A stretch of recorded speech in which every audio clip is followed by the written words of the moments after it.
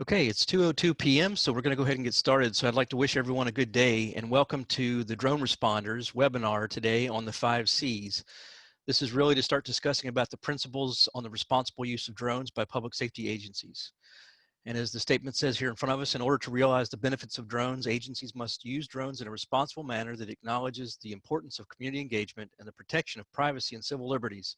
To advance that objective, Drone Responders is proud to release a set of foundational principles to guide the development and deployment of drones by first responders. This is a collaboration with Skydio. We're very pleased that they've been a big part of what we're doing here in the discussion and the preparation.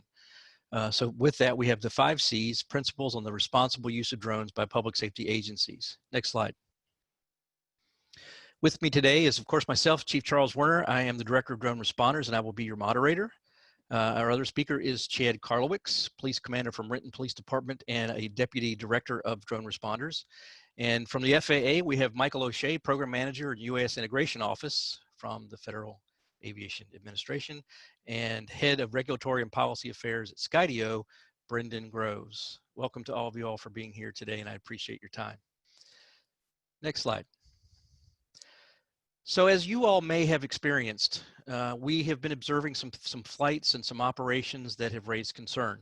It may have been during COVID-19, and during COVID-19 we saw some flights where there were very good intentions, but they might not have been executed very well or may have been a learning lesson. For example, trying to maintain social distancing, sometimes the speakers were used, they were undistinguishable as far as what was being said, made some confusion.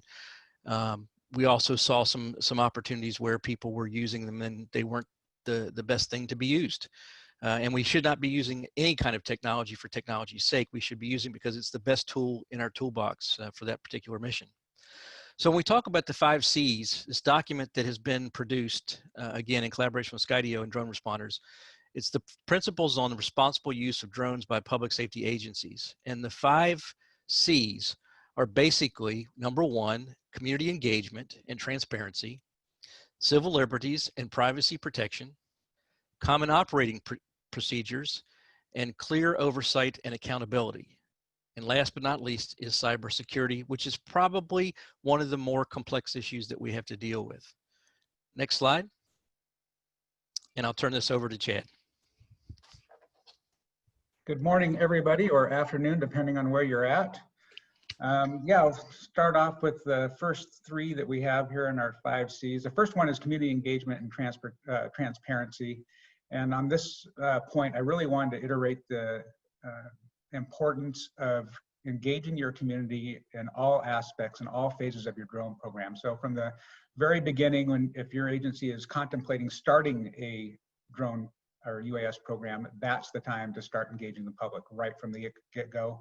And it continues throughout your entire program. Even an agency like ours, we've been up and going for almost 5 years now, we are still very engaged with our community.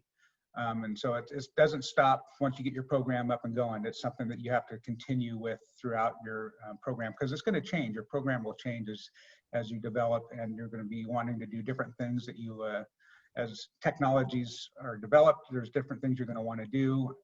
So you're going to want to go back each time and stay in contact with your community and make sure that they have your full trust and they trust that you are doing what you say you're going to do. I like to frequently, I work with a lot of agencies getting their programs up and running, and I always mention that this looks different for every community. They always want different things. For example, our community wanted us to record everything so that they could check on us to see that we were doing what we said we're going to do. But I've worked with other agencies where the public didn't want anything recorded. Obviously, depending on your uses, that's not always possible. If you're doing crime scene reconstruction or documentation, that you have to do some recordings and take photographs and that kind of thing. But you need to engage your community and make sure that they trust what you're doing, and that you earn that trust every day. So that's the first one, community engagement, and be transparent with them. Basically, give them what they are asking for and they will be happy with you. The next one is civil liberties and privacy protections. This one's kind of, depending on where you live in the country, this is a big deal to a lot of people. So somewhere in your policy, you need to have something that says something to the effect that you will not ever do random surveillance. That's not what these tools are for. You need to be very clear and specific with your community what you're going to use the drones for, and assure them that your interest is in protecting their privacy as well and their civil liberties. So you're not there to invade their privacy at all. It's just a great tool for us to use in public safety, and you need to explain to them how we're going to do that without invading their civil liberties or their privacy. It's really not that difficult. Again, it goes back to the first C, which is just engage your community, have conversations with them, explain to them exactly what you're doing, and you'll be good on this point. But it's a very contentious point in some jurisdictions, so you need to really pay attention to this one. And Chad, if I could add just a piece to that, there is some general guidance that we can take from the ACLU to incorporate into our policies and procedures, not verbatim, but there is some information there that will help to appease a lot of people in that realm. Yeah, absolutely. ACLU has a model policy, which at a bare minimum you should read and be familiar with when you're developing your policy. Like Charles said, you're likely not going to adopt every single aspect exactly as they wrote it, but the vast majority of what is in that model policy is really good. It's good policy to follow. So I would encourage you to do that.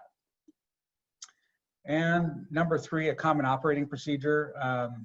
Again, really this, for me, this goes back to we should all be finding and developing what the best practices in our industry are for public safety, and we all need to follow those same best practices. And those have developed and changed over the last 3 or 4 or 5 years, and I expect that they will continue to change as we go forward. But we all need to be on the same wavelength as far as what the best practices are. We need to develop training. We need to develop certification processes. This, ways that we can say, yeah, you're a qualified pilot. There's just a whole bunch of different aspects to this that we need to be working on and all get on the same page. Everything, we have 6 topics down at the bottom of this slide, for example. Obviously, we all need to follow FAA regulations. I am embarrassed to say that I know of several agencies that don't follow the FAA rules like they should. Training proficiency and credentialing requirements. That, again, there's a lot of agencies that I'm aware of that they get their 107 or they get a COA and they go buy drones and then they don't touch them again ever unless they have a mission come up, which is a terrible practice.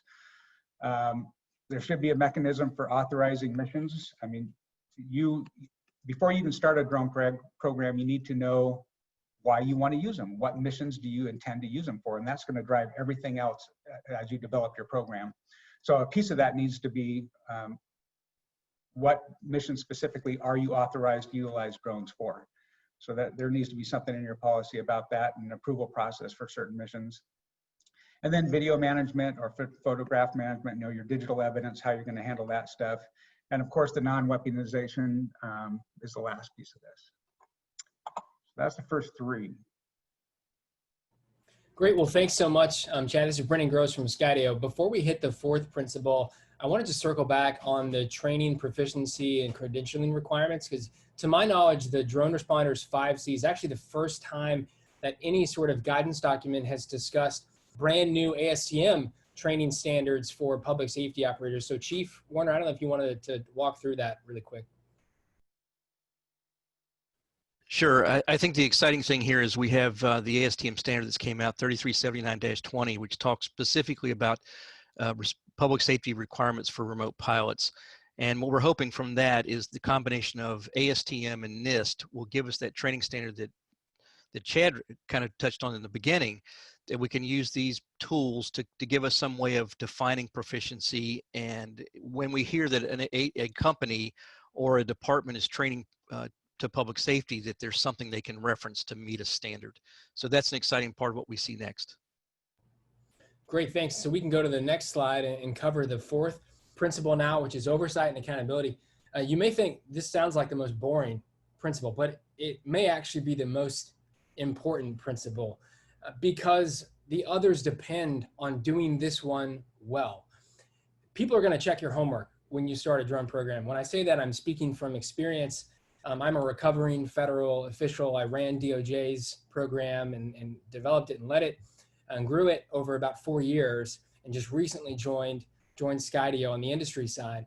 And during that experience, you know, I became very familiar with the importance of strong oversight. And I think it's a great credit to drone responders, and it's going to be a great credit to the public safety community that the 5 C's emphasize the importance of proactive oversight, where the agency itself in developing and operating the program is getting out ahead and not waiting for RFIs to come in from the city council or the county government, or in my case, the Congress, but actually being proactive, reaching out and telling the story. You know, if you're just responding to RFIs from oversight bodies, no matter who they are, if it's municipal or state or federal government, you're probably losing out.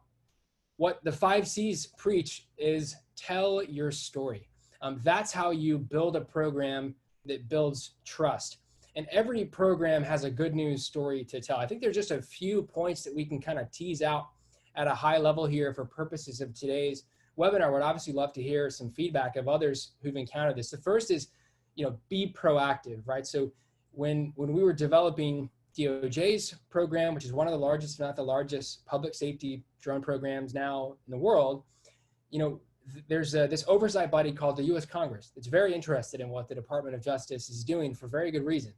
So we didn't wait for the Congress to ask us how we were using drones. We went to them and we showed them our vision. We said, this is where we want to go. If we had had a drone on this operation in City X with the U.S. Marshals, for instance, this agent might still be alive. We want to employ drones in a way that protect the public too. If we'd had a drone here in this city on this operation, we think maybe this person would still be with us today. And here are all the mechanisms and the oversight authorities we're going to use internally to ensure that we're policing ourselves. So it took a lot of work. It added months to the timeline, but what it did is it built this foundation of trust that I think served the department well, and other state and local agencies have done the exact same thing, and it's always worked out really well. There's no doubt about it. It's gonna take a lot of your time. It's gonna take a lot of your focus. But if you don't do it, what you'll get is a whole lot of questions under, you know, heated lights after something goes wrong, and there won't be a reservoir of trust to rely on. So I think, again, it's a credit to Chief Warner and team that they've advocated a different approach. The other 2 principles are, you know, more information is usually better when you're talking about your internal oversight procedures. Sharing more information about what you do, probably better. Those of us in the law enforcement world, we don't always do that. But in this case, it is better to share a little more with your oversight bodies about how you're actually protecting privacy, how you're managing the program. And third, and this is somewhat obvious, but, you know, people fear what they don't understand. So the more they know how you're going to protect the principles that Chad outlined, the more trust they'll have that you're using this technology for good. So we can go to the next slide. So we come to the 5th and final principle. This one is important, like Chief Warner said, and the reason is kind of simple, right? So drones were just toys even 15 years ago. Now they're tools. And like many other tools in your house and many other appliances, you know, drones are connected to networks. They're part of this web of internet connected devices called the Internet of Things. And your toaster might be connected to a network. Your toothbrush might be connected to network. And your Tesla is definitely connected to a network. And drones are on the network as well. They're really no different at all. And, you know, we talk about the risk to IoT devices. And just to give you an example, some years ago, an international criminal network developed a botnet that actually took captive IoT devices all over the world, including things like literally toasters and microwaves and toothbrushes, and used them to take down corporate websites and actually hold the internet stranglehold based on this network of things that we sort of take for granted. Well, drones are actually a part of that too, and could be vulnerable to hackers and even foreign governments, things like that. So it pays to actually consider cybersecurity on the front end. That's really what the Drone Responders 5 C's recommends. If you go to the next slide. So in a nutshell, the 5 C's recommends 2 things. The first is pretty simple. Many of you out there who are familiar with cybersecurity have heard of something called the NIST Framework for Cybersecurity. At least half of our 50 states have implemented the NIST framework, which is a way of evaluating the risk and then developing sophisticated sort of interlocking measures to assess that risk, to mitigate potential cybersecurity risk, and then to respond to any kind of breaches. It's not built for just drones or just IoT. It applies to every part of your network. So this is something that's worth talking to your IT team to see if you're already complying with the NIST framework. Hopefully so. If not, you know, they should be anyways.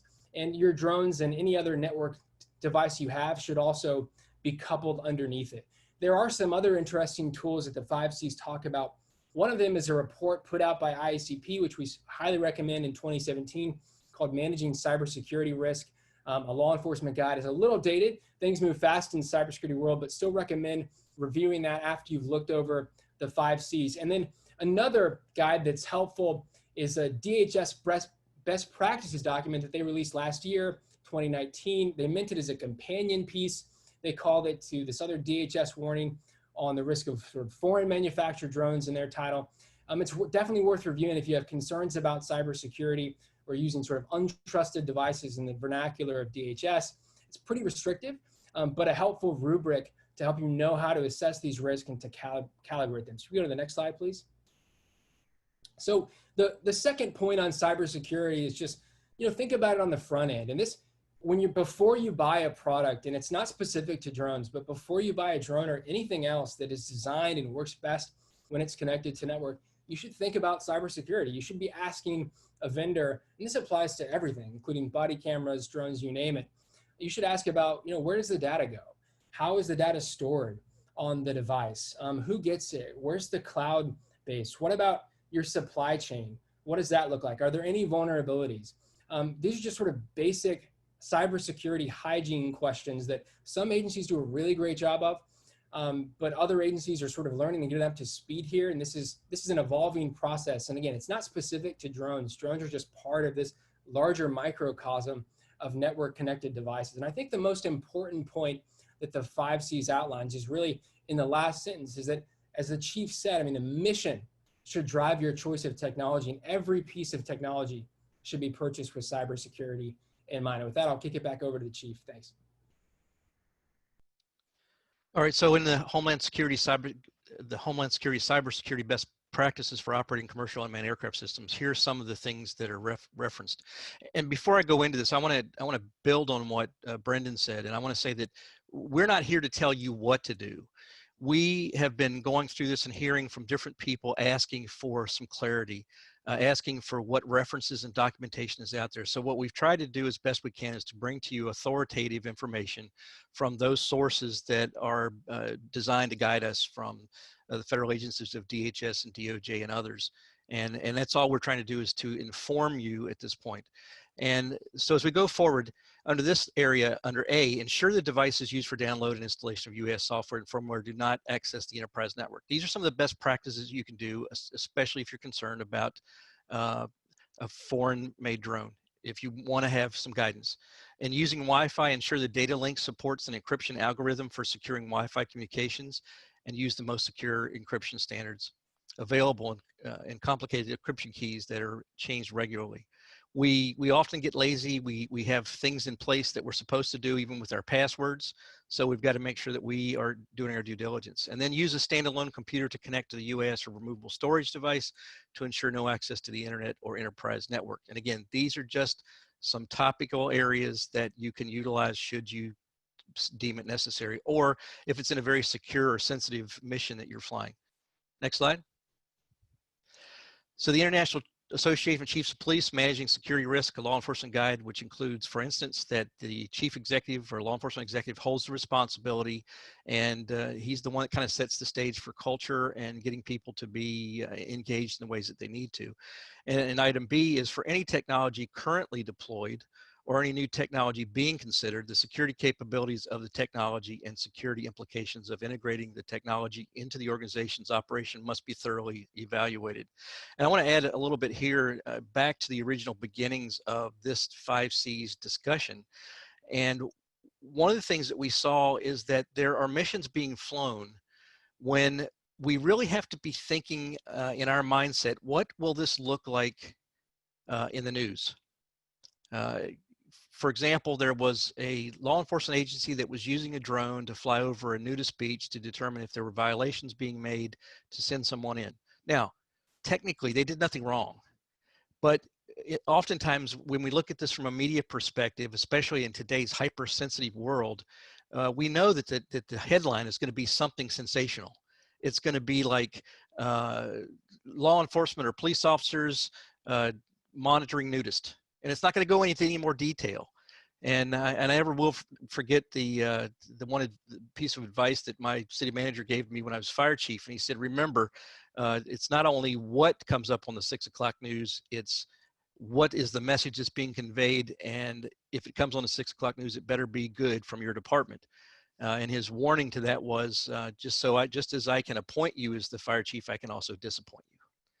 So a very valuable lesson of us thinking through that, because even though it might be helpful, in the end, it may be worse by us taking that mission and doing it. And we've come so far, because if you remember, when we first started this journey, we were facing the negativity of drones because they were perceived as military, as weaponized, as surveillance. And then following the hurricanes, the wildfires, and other activities that we were involved with, we changed that whole perspective, or the whole perspective of people looking at that, saying, hey, drones are really making a huge difference and they're saving lives. And more recently, we saw the report that came out from DJI that has documented hundreds of lives that are being saved by drones.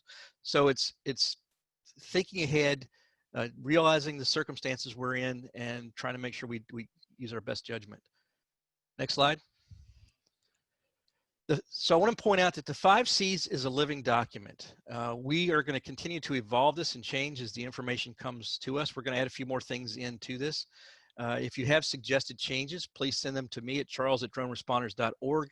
We will plug that into the document, and you know, we'll continue to update it as we see things that come forward. And just looking here real quick to see.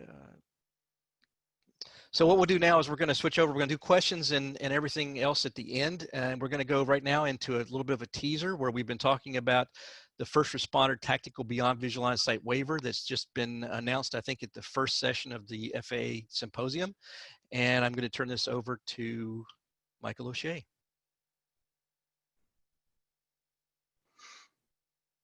Hey, Charles.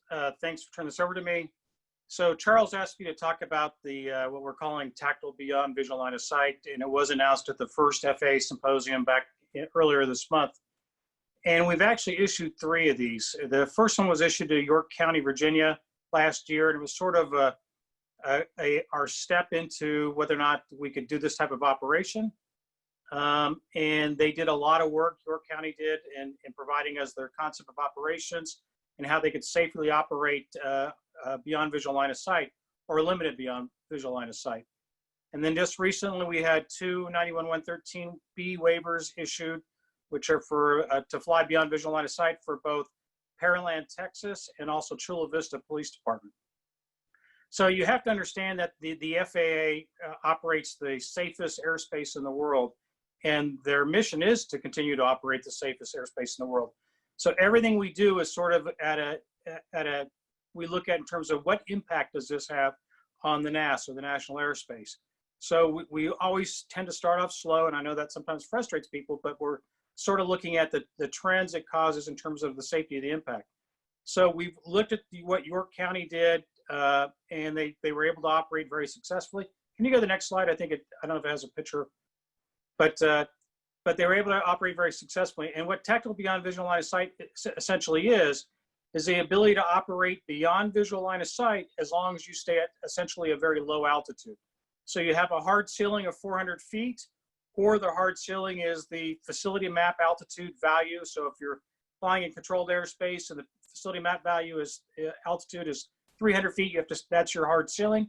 And you can fly out 1,500 feet horizontally, but any structure you go over, whether it's a building, the woods, you know, whatever, you have to remain within 50 feet of that structure. And the reason we do that is because we have sort of a theorem called infrastructure masking and shadowing that says if you're very close to, you know, a power line or to a building top, there should not be any manned aircraft there. In fact, if there's a manned aircraft, their least issue is going to be a 55-pound or less drone, because on their way to hitting the power lines or the top of that building or a hill. So this gives you the ability to do that without any prior authorization from the FAA, as long as you get the waiver. You can do this in essentially any airspace, even controlled airspace. You can do it at night. In controlled airspace, like I said, you have to operate below the facility map altitude values. And then in uncontrolled airspace, you have a hard ceiling of 400 feet. The important thing to remember, this is only for emergency missions. So in other words, this is not something you just go out and say, hey, I'm going to go out and use this to, look to what's on the other side of that hill for fun. It has to be something that represents either a life-saving mission for people on the ground, your constituents, or for your public safety officers. Something that would either protect them or protect the people on the ground. So if you're looking for a lost kid in the woods and you need to go over the hill or over the trees, the fact that you could save that kid's life by finding him definitely meets the definition of a life-saving mission. The same thing if you have, officers are responding to a barricaded subject, or you have a structure fire. Those are all things where people's lives can be in danger, where you can reduce that risk by flying this aircraft out beyond visual line of sight to these parameters, 400-foot hard ceiling and 1,500 feet horizontally. The important thing to remember is that as soon as the operation is concluded, you need to go back to visual line of sight. This is only supposed to be a temporary procedure to allow you to see on the other side of that hill, to see on the other side of that structure. It's not designed to be something that you're going to do in a long-term, for a long-term event. You're going to do it just as long as you actually need to do it. The process we have, where we're working to get this done, is essentially a two-step process. What you'll do with us is, and we hope to provide you a resource guide by the FAA Symposium later this month in August. But essentially what we're going to ask of you is to sort of follow the guidelines on that resource guide. And it's going to talk about it being a two-step process. The first step is you're going to send your concept of operations and the safety information and mitigation of the airspace you fly in and the aircraft you fly. And you're going to send that to our 91113 waiver team. They're going to evaluate that. And if they feel like it meets the criteria, they're going to tell you to submit a COA for our 91113 and our CAP system. And then once that's issued and you have it in your hand, you can actually conduct these operations. It's important to note that you have to have a public aircraft COA before you can actually apply for this. And the reason why is because one of the things that public aircraft COA gives you is the ability to self-certify your own aircraft, so you can certify it for limited operations over people in case of an emergency. It's something you don't currently get with 107, so it has to be done under a public aircraft operation. So you get the ability to fly over people, because obviously if you can't see the aircraft, you don't know if you're actually flying over somebody. And then you get the ability to fly beyond visual line of sight up to these parameters, 400-foot hard ceiling, 1,500 feet horizontally. Next slide.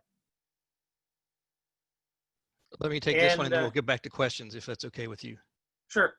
So one, I wanted to recognize a few people here that were involved in this that made a huge difference. Chula Vista, California Police Department, the San Diego IPP, Captain Vern Salee, and Program Manager, San Diego IPP, Caitlin McCauley, York County, Virginia Rover Team, Deputy Chief Chris Sadler down there, City of Pearland, Texas, Police Officer Brandon Carr, Skydio, both Brendan and Fritz Reber, their Director of Public Safety, and there have been others that have been involved in this overall collective, but I wanted to make sure that we didn't forget that as we passed. And if we go to the next slide, I do have a question here that came up. Hold on a second for me, to Michael O'Shea.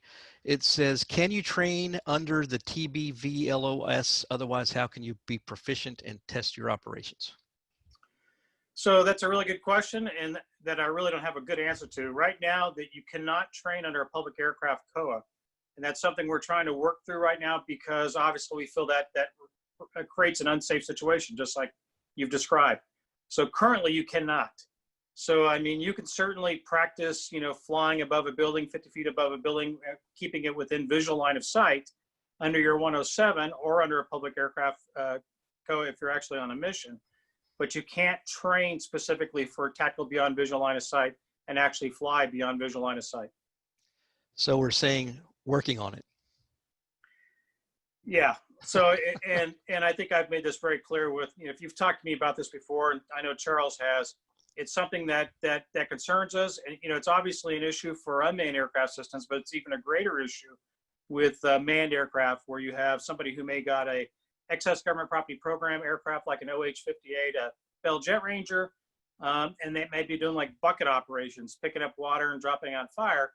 Well, that's something that they will not be able to train with in that aircraft, because it's only certificated as a public aircraft. It doesn't have a civil registration. And you can't take a civil registration aircraft and do that kind of stuff, because most of those are only allowed under public aircraft operations. So I think we understand in the FAA that this may create an unsafe flight condition and impact the NASA in an unsafe way. So we're working, trying to come up with a solution. Okay, next slide. So now I've got a couple questions. One comes up that's addressed to you, Brendan, and it says, some other drone manufacturers have had their products evaluated by the government and or third-party auditors. What cybersecurity audits has Skydio's drones gone through to ensure that they are safe? Yeah, that's a great question. So last year, Congress passed a law in December, the National Defense Authorization Act. It included the provision, some of you may have heard about it, Section 848, applies to the Department of Defense, and it basically requires the Department of Defense to buy products, drones that are cyber secure and have a very high level of supply chain security too. So Skydio is one of the handful of companies that is compliant with Section 848, and that's coming from the Department of Defense after a rigorous, months-long cybersecurity evaluation that involved, actually reverse engineering all of the Skydio's products, which is why they're widely used by the defense community today, not only here but by other nations as well. So yeah, that's the product of a long-running evaluation in the government. And so we welcome those sort of evaluations across the board. That's something that all vendors should be doing. I know others have done external evaluations as well. Okay, then I have another question, and I'm not sure who this goes to. It says, how do you mitigate the risk where you are unable to use your asset unless you get an unlock from another government, China via DJI, that require you to send sensitive documents, official ID, copy of contracts, MOUs, etc.? Anybody care to jump on that one? You can review the DHS guidance on that. It doesn't answer the question specifically, but the DHS guidance, again, is pretty restrictive. It basically would require you to use air-gapped solutions to touch the drone or anything that touches the drone. So buy separate iPhones, separate computers, everything else to fly it. And would suggest, not communicating via network. But again, I would just refer you to the DHS guidance. That's probably your best source for throwing your questions like that. And then I have another question. It says, how is the FAA looking at approval for the Matrix M300 with the first-person view and payload, as well as the ability to hand off control as it pertains to TBVLOS? Mike, do you care to jump on that one? So I'll try to handle this in a couple of steps here. First of all, in terms of certification of aircraft, we do have a process in place to allow the certification of unmanned aircraft systems. We call it the DNR process, which stands for Durability and Reliability Testing. And it's basically based on flight hours, test cards, which are, you fly in high humidity, high altitude, low altitude, or sea spray on the aircraft and stuff. And you fly so many hours based on population. And in the greater populations you go to per square mile, the more hours you have to fly. So I don't know if Matisse is in the process or DJI is in the process of trying to certify these aircraft. One of the issues in certifying an aircraft with the FAA is it sort of freezes the configuration. In other words, I have a little DJI Spark. I know that about every 3 or 4 weeks, they do a software update to it. But when you send something else to certify, you have to freeze the configuration, because whatever we certify has to be what's eventually produced. And it can't change from that. So that creates an issue with companies who continuously update their software or change their products on a regular basis. Because, when you build a 707, we know when we get that aircraft, what you build is going to be the aircraft we certified. And there are steps that you can actually change, if you have additions or changes to that aircraft, you could take after the certification process. So that's the answer to that question. And I forgot what the second part was. I've cleared it now, so I don't see it. Dang. And I can't go back and refer it. So, well, let me see. Maybe I can. Here we go. I did find it. It's okay. It was how was the FAA looking at approval for the M300 and payload, as well as the ability to hand off control as it pertains to TB via LOS? So handoff controls is something the FAA's looked a lot in terms of aviation safety. And the reason why, and I don't know specifically how you're talking about this, but we have the ability, or some operators have the ability, to hand off the operations of that aircraft from one ground control system to the next ground control system. And I don't know if that's where you're going at, but if you are, we've done a lot of work because we found some of these systems, there's a lag time. So it takes a little bit of time before GCS2 picks up what GCS1 was doing. And because of that, you have an aircraft that's basically flying uncontrolled. You know, if it's flying at 30 miles per hour and there's 10 seconds of lapse time, then no one's controlling the aircraft in the national airspace for a certain amount of time, going a certain amount of speed and a certain amount of distance. So that's been an issue. So we've worked with manufacturers to make sure that if you do create a system that does a handoff, that there's no time lag involved, and it's a seamless handover, because we've had issues in the past where we had some vendors who had systems that, because of the lag, it created issues. And in a lot of these processes, you can correct me if I'm wrong, there's a process of evaluating and providing data on the reliability of these systems that you all look at as the FAA to determine whether you approve something. There are, and you need to understand that most of these commercially available off-the-shelf equipment, the DJIs of the world and others, there is no certification process with the FAA. We basically, the onus is on you to tell us that you're flying an aircraft that you think is safe to fly in the national airspace. The reason why they're very well regulated, and the reason that people ask us all the time, well, why can't I fly a 4-pound drone over somebody's head and you're flying a 747 over our head?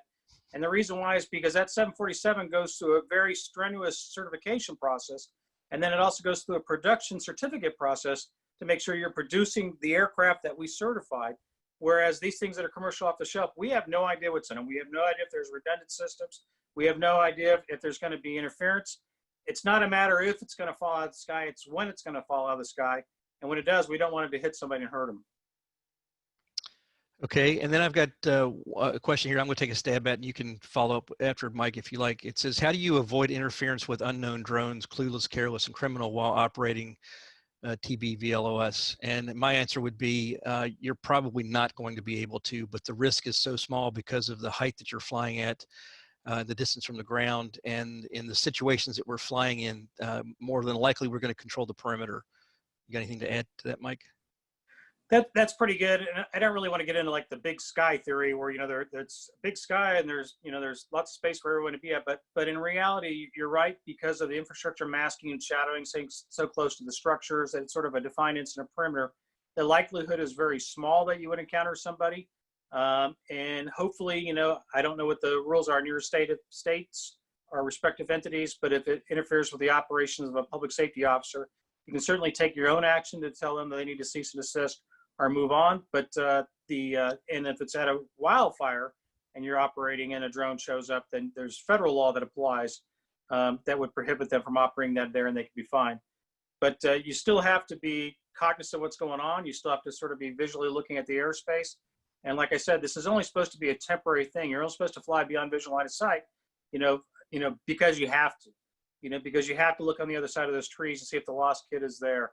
Or you need to look on the other side of that building to see if there's a hot spot there as well. Or you need to see if there's a deputy eating pit bull in the backyard. So you need to fly over on the other side of that house. But it's not supposed to be a long-term event. You're not supposed to be putting yourself in danger for a long-term event. And that's why we call these tactical beyond visual line of sight. The reason they call it that name is because they want people to be very cognizant of the fact that it's only for very tactical type situations. Which are what we're considering very emergency situations where life-saving is involved. So another question that came in says, say an agency has a large special event like the Super Bowl, would UAS ops in the planning stages qualify for this beyond visual line of sight? Say that again? In a situation where an agency has a large special event like the Super Bowl, would these UAS beyond visual line of sight ops be available in the planning stages? In the planning stages? Yep, that's what it says. I guess I'm not really sure what you're asking, but you know, at an event like the Super Bowl, we pretty much issue a temporary flight restriction and pretty much shut down all operations. And in fact, the Super Bowl, Brandon can tell you about how we respond to the FBI, how they do their counter UAS systems in place, and how we actually take active mitigation to reduce the number of aircraft that are in this airspace because of the potential harm to the large crowds. The question about whether or not you can sort of train, pre-plan for this, the answer is, if that's not a life-saving event at that point, the answer would be no. Okay. And then it says, another question is, if a public safety agency flies strictly under Part 107, will the FAA ever consider allowing TB loss as a waiver to 107.31 if the application outlines same mitigating factors as was already stated? So that's a good question, and it's something we had probably a very lengthy discussion on. The issue right now is, the answer is we could, but you have to satisfy a requirement that you automatically get with a public aircraft, which is flights over people. You have to satisfy that requirement under 107. So to get flights over people under 107, you have to provide the FAA with all the safety mitigations that gives us a compliance of safety that's equal to or greater than, than what we're getting with public aircraft. But you have to tell us stuff like, I have a parachute, or I have a defined incident perimeter when I do this, so nobody else is supposed to be in there, or people aren't supposed to be there. And there are a lot of steps you're going to have to jump through. But the answer is, yeah, you could. But we sort of decided, because the initial thing is to see what kind of impact this process has on the national airspace in terms of safety. We would first limit it to public aircraft operations. And if there's not an issue with that, we would sort of grow it from there. Thanks. Now I have a question for Brendan. It's a follow-up question in the security issue. It says, you mentioned Section 848 in DAA, that is only where the drone is made as a metric. Obviously, products made in the U.S. are equally capable of having vulnerabilities. What audits have been done to ensure Skydio's cyber and data security? Yeah, great question again. So it's not true. Section 848 is actually much broader than that. It actually goes into the supply chain and has exhaustive requirements to ensure against vulnerabilities. So it's very difficult to comply with Section 848 because you have to approach cybersecurity and supply chain as a systems process from the beginning, and the entire architecture has to revolve around these high levels of cybersecurity and supply chain to ensure against vulnerabilities like that. So Section 848 is actually much broader and much more demanding than that. And I should say, cybersecurity is my background. So I grew up as an Air Force officer where I was a cybersecurity advisor. I was at the National Security Agency as the special counsel to the general counsel, and was the chief cyber operations, really the senior cyber operations officer to the Deputy Attorney General of Justice. And I teach cybersecurity law and policy as well. So this is something that Skydio and some other companies take very seriously, doing what we call security by design. So not security as an afterthought, which has so often been the case for IoT devices, including drones. So again, on our end, we not only comply with Section 848, which is much broader than where the drone is made, but we've also undergone multiple rounds of successive reviews by government agencies, to include military services, that have included extremely rigorous, even reverse engineering of the software and hardware architecture that goes into our product. And that's why the products are widely used across the military and federal agencies, because they meet those high cybersecurity standards, which are really, really difficult to do. One reason I was excited to join. And again, I think what's good is that we're seeing more companies spend more time doing security by design. It's going to be good for everybody, including Skydio, but really across the entire industry. Thanks, Brendan. I have a question here. This is for Mike O'Shea. It says, is it expected that public use, UAS, law enforcement, et cetera, will be able to waive all or part remote ID requirements? The answer is, we're not sure yet, and because we're still in the rulemaking process, I'm actually not allowed to talk to the rule. But just to let you know that it's in the process of being reviewed. We did review all 57,000 comments and read all the comments, but I don't know what the final rule is going to be. Okay. Another question for you, Mike. I think I can answer this myself, but it says, does the tactical waiver apply regarding search and rescue? comma, flying a large grid pattern in a rural setting. And I think the limitation is 1,500 feet laterally. That's the limitation currently. That's correct. It's baby steps, and I think all of this leads to, somewhere down the road, I believe there's probably going to be certification of aircraft, which is going to change some of the dynamics of what we're able to do, as well as beyond visual line of sight. Sense and avoid technology, and those kind of things. That seemed about right, Mike. Yeah, we always try to tell people that, operating beyond visual line of sight is sort of a two-step process. First, you have to have the ability to fly over people, and shows that you can do that safely. Then you have to have the mitigations to allow you to fly beyond. You have to meet 91.113, which basically says you must sense and avoid other aircraft and be able to take adequate action to deconflict from that aircraft.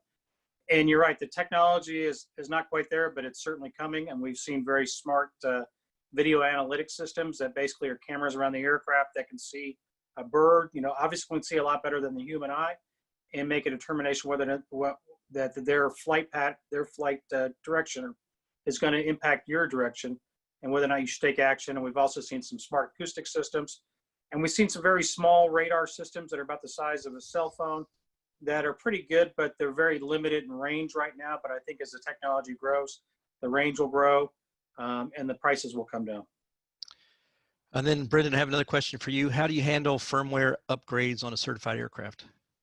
Yeah, so I assume that's talking about sort of going towards type certified aircraft, and I can't say too much other than this is something Skydio is very much interested in.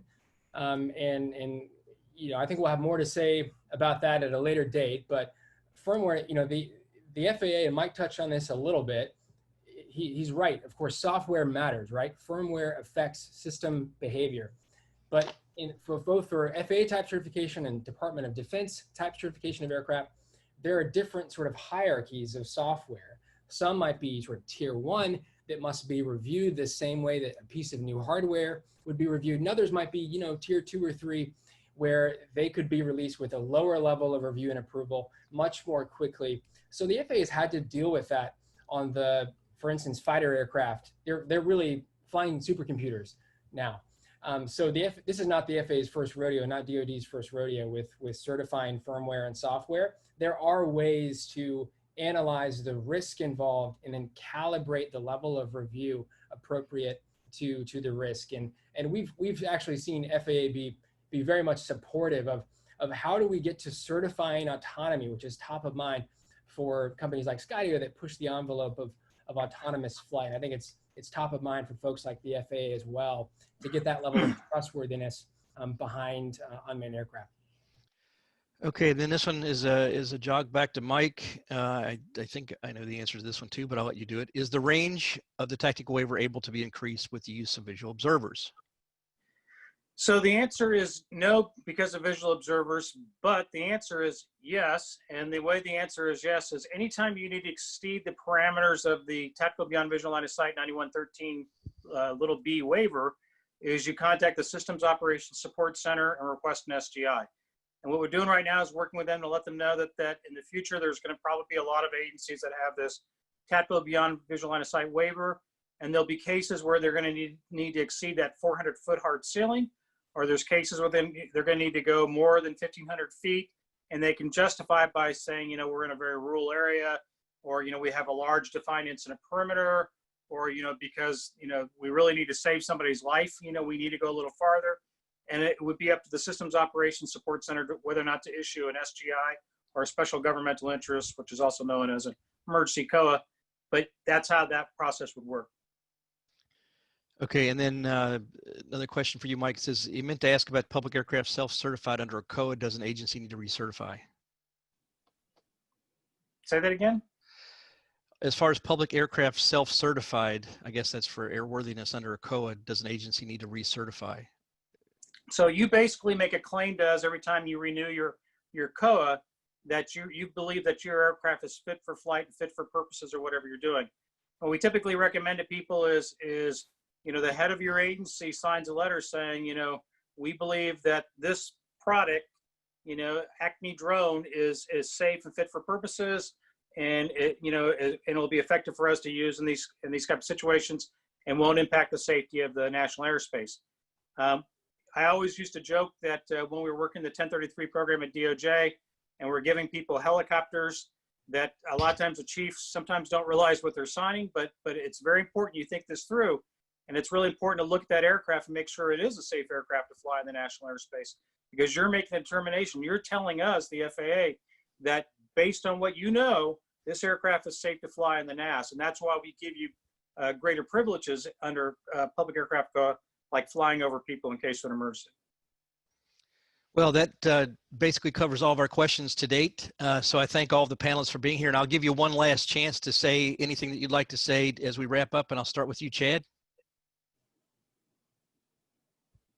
Yeah, I don't really have anything to add. Great conversation. I know there's a lot of agencies in my area, and I'm sure across the country, that are very interested in that remote ID as that goes forward. I know we have to wait for the final rule to come out, but that will be an interesting one as we go forward. If all the public safety agencies are forced to abandon their current drones and buy new ones, that'll be interesting. But we'll see what happens.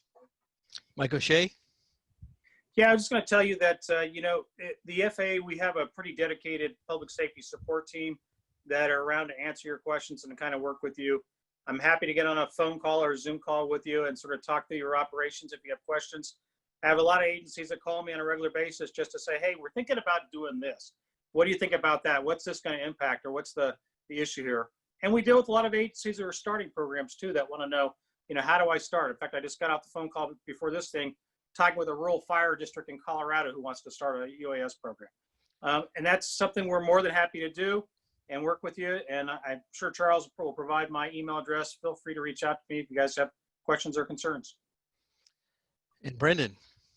Yeah, one thing I would say is just food for thought is when you're engaging with oversight authorities, you might consider actually certifying your compliance with the 5 C's and telling the city council, well, here's what we're following in civil liberties and privacy and community engagement. I think that's going to build a lot of trust and go a long way. And ultimately, it's, again, this is a real credit for drone responders and Chief Warner, but I think it's going to help all of us in the long run. Over. Thanks.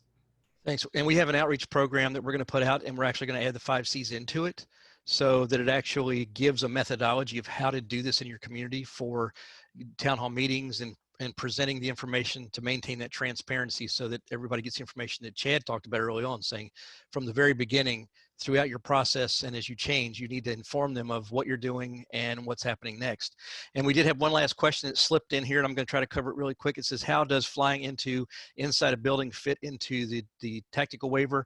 I think the answer to simple that is it's not in regulated airspace, so it's not really impacted by any FAA regulations. So you can fly beyond visual line of sight inside buildings all you like, because you're not in the national airspace. And with that, that's a wrap for today. I thank all the panelists for being here. I thank Skydio for being a partner and helping collaborate with these 5 C's. And Mike, as always, thank you for your appreciation for your support of public safety. One last note for FAA, I want to let you know that our survey that we did, the survey says that 64% of the public safety people that responded, that the FAA is responsive to their public safety needs. So thank you to the FAA and the team there that's helping us so much. With that, signing off. Thank you all.